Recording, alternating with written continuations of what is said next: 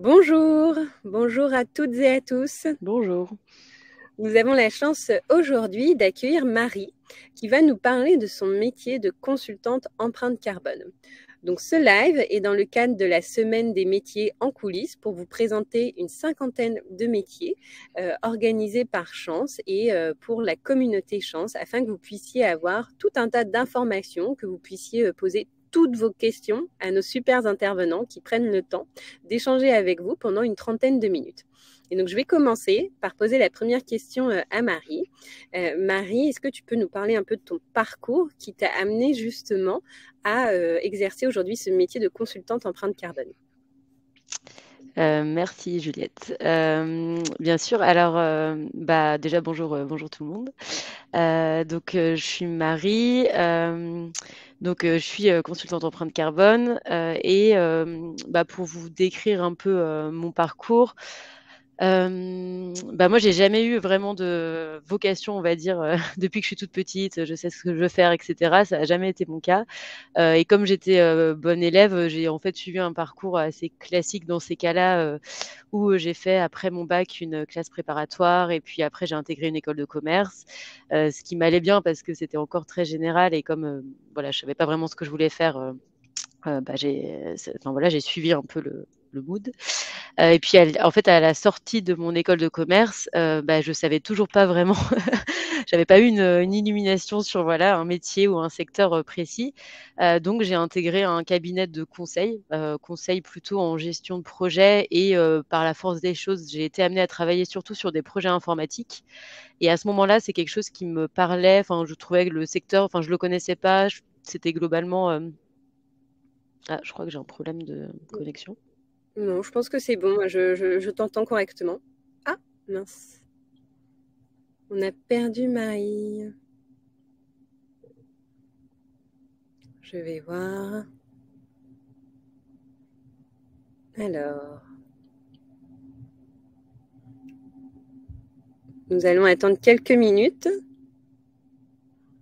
Voir si Marie va se reconnecter.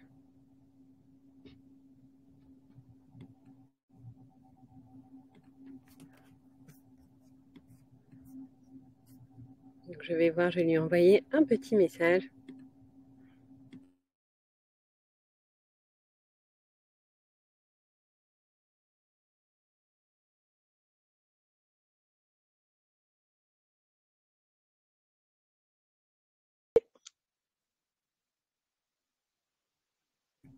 C'est bon, Marie est de retour. Désolée. Il n'y a pas de problème. Heu, OK, et du coup, j'en étais où? J'ai oublié. Ah oui, donc je faisais donc voilà des projets de gestion informatique. Et en fait, c'était quand même pour des grosses entreprises, des banques, des assurances, et cetera. Donc assez rapidement, je me reconnaissais pas vraiment dans le métier, ça manquait de sens, hein, le fameux sens, qu'on cherche un peu tous et toutes. Et donc en fait, j'ai voulu vraiment prendre, complètement l'opposé, c'est-à-dire, basculer dans vraiment une toute petite start-up, toujours en gestion de projet informatique, mais sur des sujets qui étaient plutôt, sociaux, liés plutôt à accompagner des personnes en réinsertion professionnelle, donc vraiment basculer, du tout au tout. Ce qui était hyper intéressant, en revanche, comment dire, j'avais quasiment pas de salaire. Donc je me suis rendu compte que c'était quand même une dimension euh, assez importante pour moi, mine de rien, même si ce n'était pas la première. Et c'est comme ça que j'ai été amenée à chercher une autre entreprise. Et en parallèle, j'avais, euh, bah, je commençais à avoir comment dire, enfin la dimension écologique, on va dire, commençait à prendre de plus en plus d'importance dans ma vie personnelle. Et je me suis dit, bah, quitte à changer d'entreprise et pourquoi pas de secteur, autant chercher une entreprise qui est dans cet environnement-là, enfin dans l'environnement en fait. Et donc je suis entrée donc dans mon entreprise actuelle qui est Greenflex par la porte, on va dire, projet informatique, puisque Greenflex donc, accompagne des clients dans la transition écologique, mais a aussi un département digital. Donc, je suis entrée en fait par ce biais-là.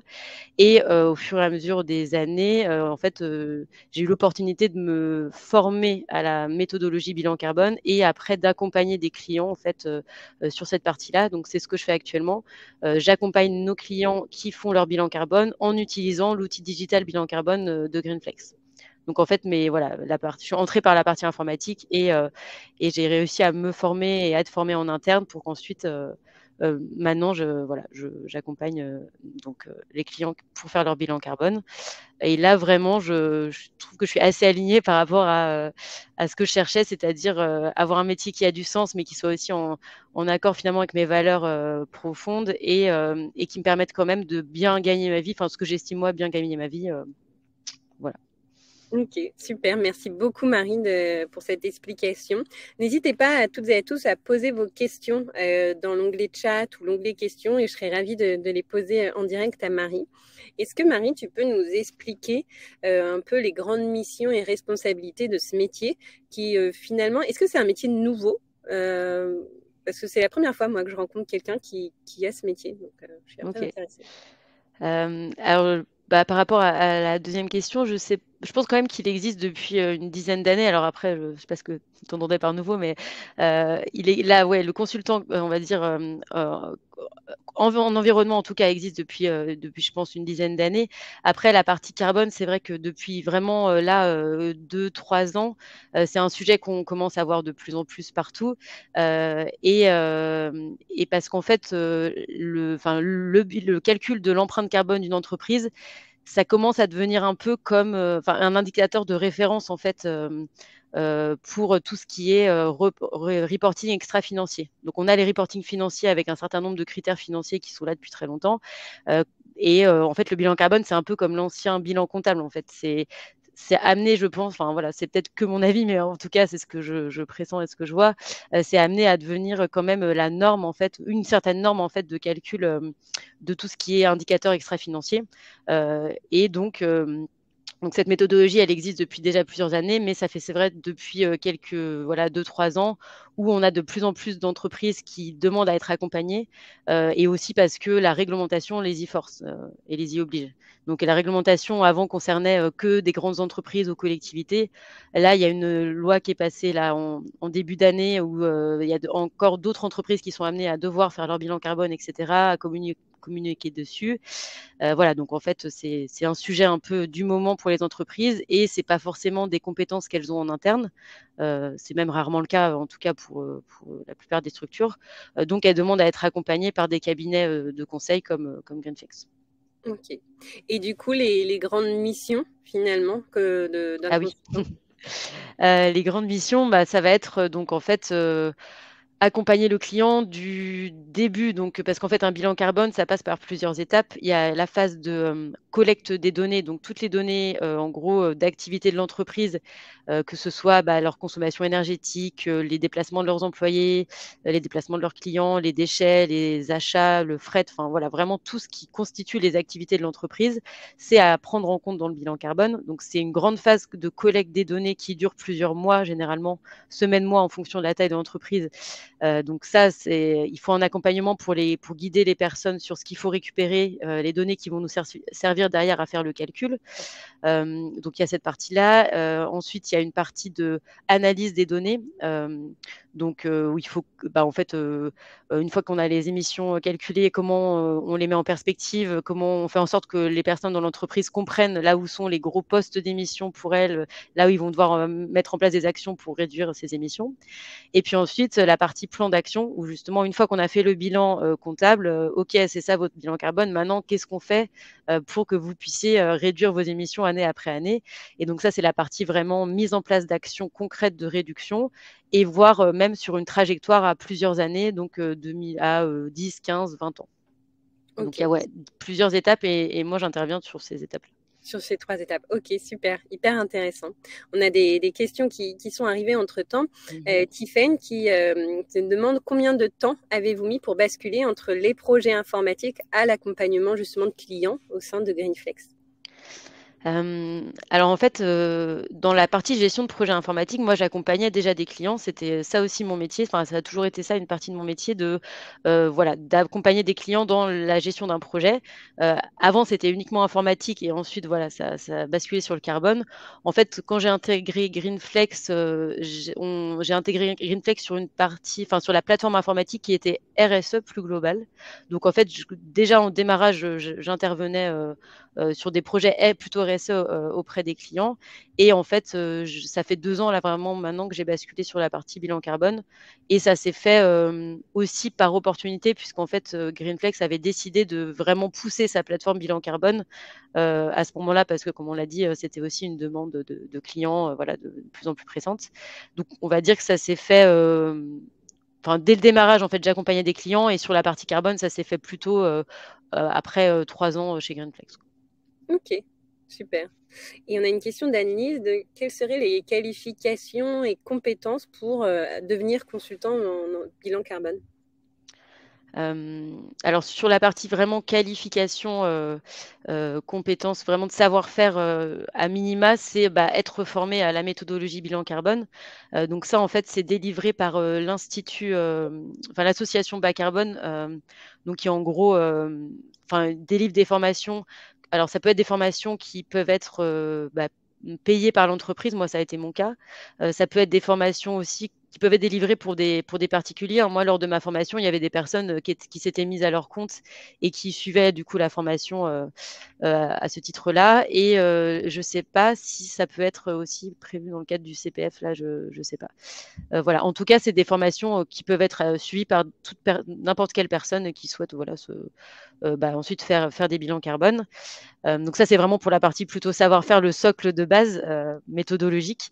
Et après, par contre, sur la partie plutôt compétences, donc c'est vraiment, bah, tout ce qui va être relatif à la gestion de projet. Donc ça va être, savoir, bien, comment dire? Être organisé, c'est-à-dire pouvoir suivre un planning, un budget, avoir, anticipé, tout ce qui va être dérive justement par rapport à ça.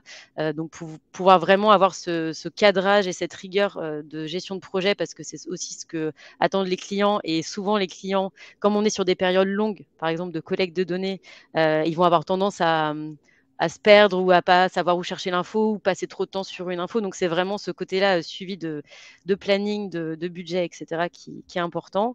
Et après aussi toute la partie, relation en fait, client, savoir, alors, je trouve qu'il y a un côté un peu pédagogique aussi pour, savoir expliquer, voilà, ce qu'il y a derrière, le calcul d'un bilan carbone, pourquoi on leur demande, telle ou telles informations, à quoi ça sert et cetera.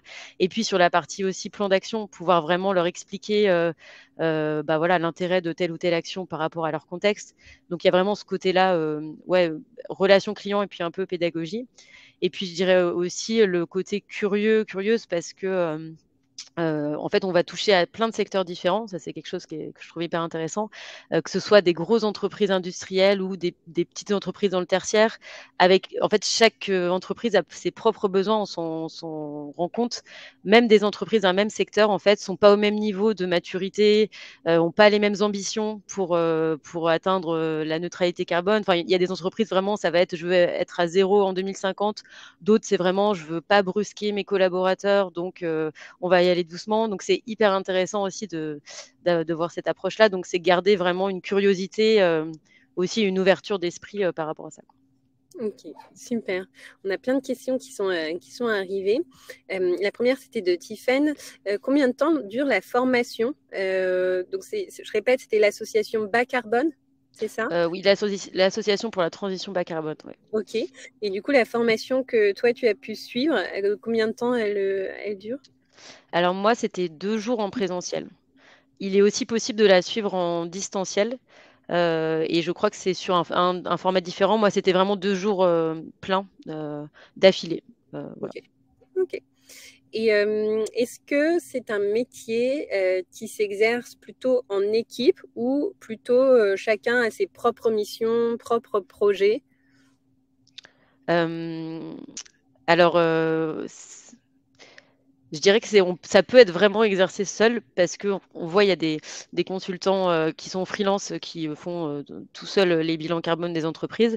Hem et Et c'est vrai que globalement, c'est quand même enfin, plutôt, ça. Après moi, je vois que j'ai une équipe, avec moi, mais c'est vrai qu'on se partage souvent les clients. Par contre, là, ce qui est intéressant quand on est dans une structure assez importante et qu'on traite avec des clients aussi qui sont plus gros, c'est que forcément, on va avoir besoin d'autres expertises de l'entreprise.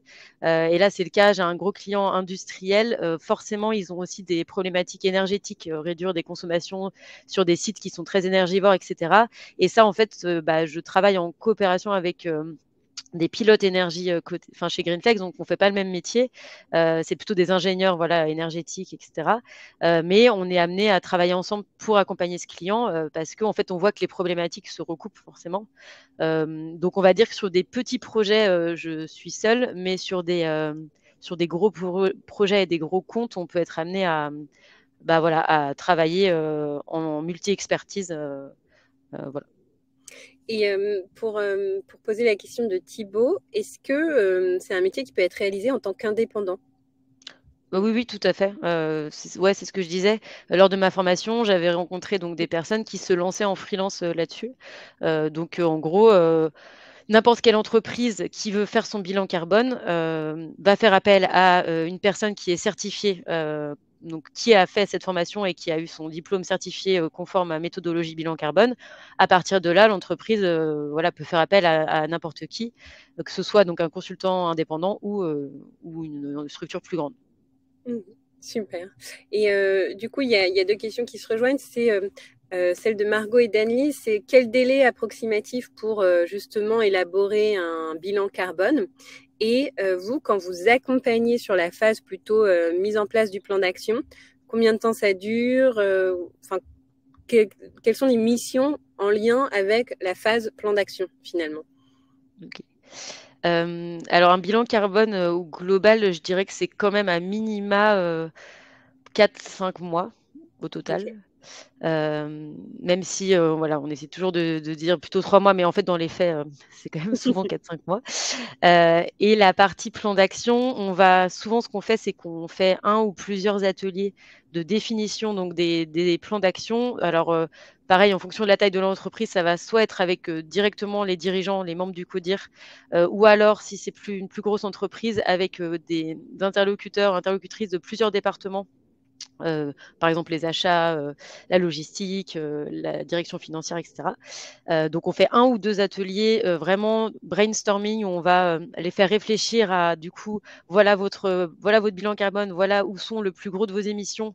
Donc concrètement, quelles sont vos idées pour faire en sorte que les émissions, diminuent?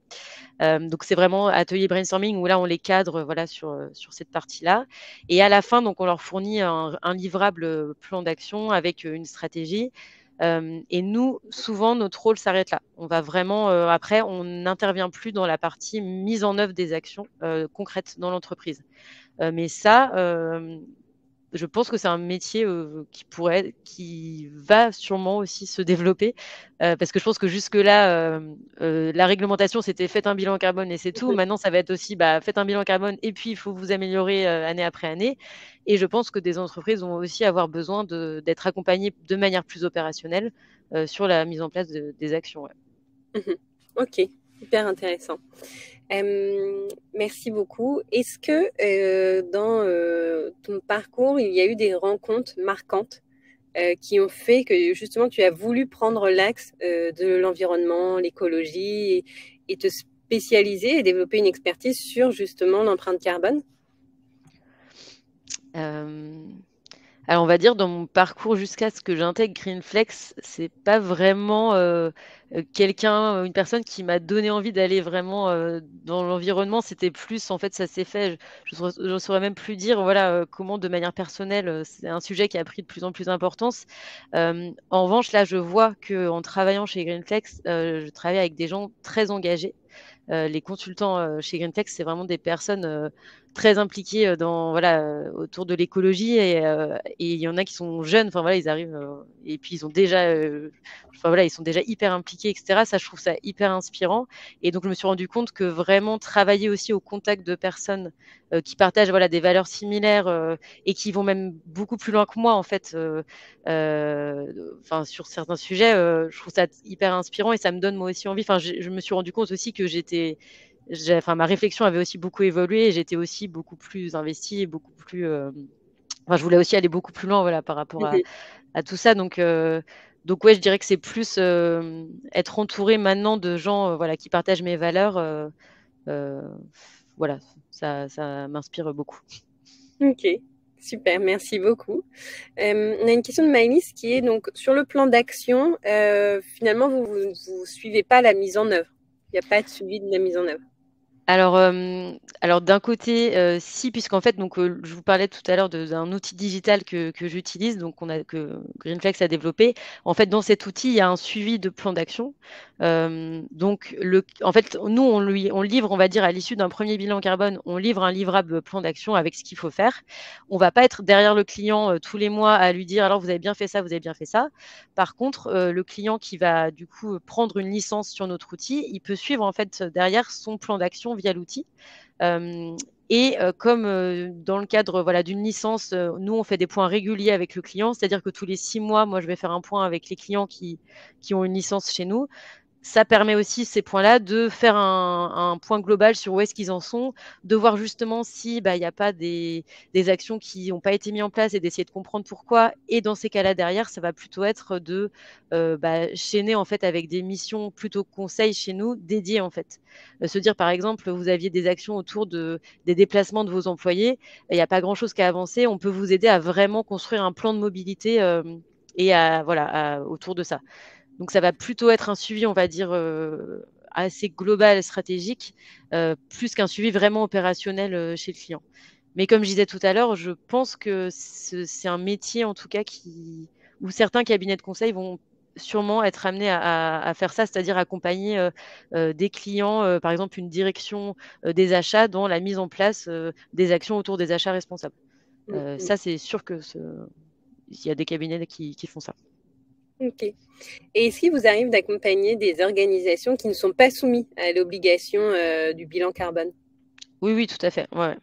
Oui. Il y a des entreprises. Alors, il y a des comment dire, des programmes qui sont aussi lancés et qui subventionnent en fait les entreprises. Je pense au DIAG Décarbone Action de la Ok. BPI, où en Mhm. fait la BPI subventionne à hauteur de peut-être dire une bêtise, je crois que c'est 30 000 euros, mais à vérifier. En tout cas, subventionne les entreprises qui veulent faire un premier bilan carbone. Pour faire, cette subvention s'accompagne donc d'un accompagnement par un cabinet de conseil et la BPI travaille avec un certain nombre de cabinets, dont Greenflex. Et donc, par exemple, là, j'ai accompagné une petite entreprise dans le tertiaire avec une centaine de collaborateurs qui n'est pas du tout soumis à aucune réglementation pour faire son bilan carbone, mais c'était un choix de leur part. Et donc, avec cette subvention, ils ont pu être accompagnés à moindre coût, on va dire. Donc, Mhm. il y a un certain nombre comme ça de subventions aussi adaptées pour des plus grosses entreprises, mais qui permettent aussi de faire un bilan carbone quand bien même on n'est pas soumis à Cette la obligation. réglementation. Et c'est vraiment, il y a 50-50, quoi. Vraiment, il n'y a C'est ça? pas. Ok. Ouais, Justement, ça allait être ma question, à peu près ouais, la répartition. Donc 50-50, hyper intéressant. C'est vraiment un sujet qui prend de plus en plus de place. ouais. Est-ce que tu aurais des ressources à nous conseiller si on veut se renseigner et approfondir nos connaissances sur le sujet, au-delà par exemple de la formation que tu nous as Ouais. citée? Après, le site donc de l'ADEME ou de l'association pour la transition bas carbone est bien fourni. Il y a beaucoup de contenu Mhm. d'un point de vue méthodologique. Je sais qu'on avait, avant que je sois formée avec mon équipe, on avait trouvé des vidéos qui duraient entre 5 et 10 minutes. Je crois que c'était sur le site donc, de l'association Transition bas carbone. 5 à 10 minutes un peu pour évoquer un peu les grandes étapes du bilan carbone, la façon dont ça fonctionne, etc. Donc, c'était pas mal aussi pour déjà avoir une première connaissance du sujet. Et puis après, il y a beaucoup. Alors, moi, c'est vrai que dans le cadre de mon travail, je vais plutôt consulter des guides méthodologiques, donc assez poussés, on va dire, sur la méthodo, peut-être un peu moins. Ça vulgarise peut-être un peu moins les sujets.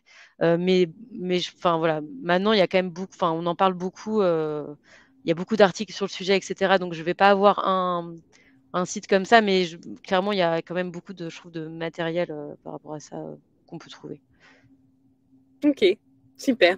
J'ai mis dans le chat le site de l'association Ah, Bas super. Carbone.